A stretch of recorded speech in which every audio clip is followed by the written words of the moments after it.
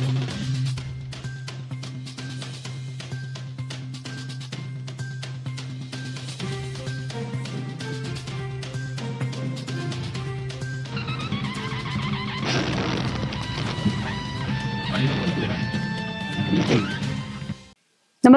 आपण पाहता हिरकणी न्यूज.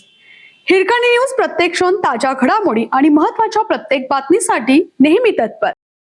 सावकारी पाश विनाशी, विठ्ठलाच्या नावाची भिशी. भिशी म्हणजे एक पटडीबाज संकल्पना आपल्या डोक्यात असते, पण एका छोट्याशा गावातील भिशी खूप वेगळी आहे. ती वारकरी संप्रदायाचं सत्व आणि नैतिकता देखील कशी जपावी हे शिकवते.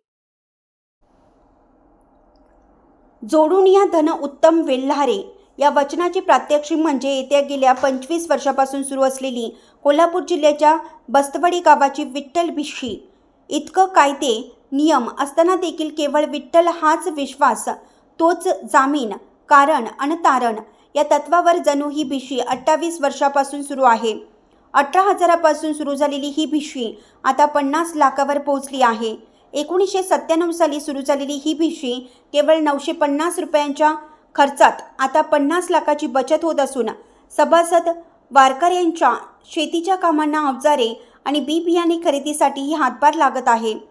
महाराष्ट्र कर्नाटकच्या सीमावर्ती भागात बस्तवडी तालुका कागल या 2000 लोकसंख्येच्या छोट्याशा गावात विठ्ठल भक्तांनी वारकरी भक्ती परंपरा जोपासतानाच अर्थकारणात उभे केलेले कार्य खूप मोठे, अविश्वसनीय आणि अनुकरणीय असंच आहे.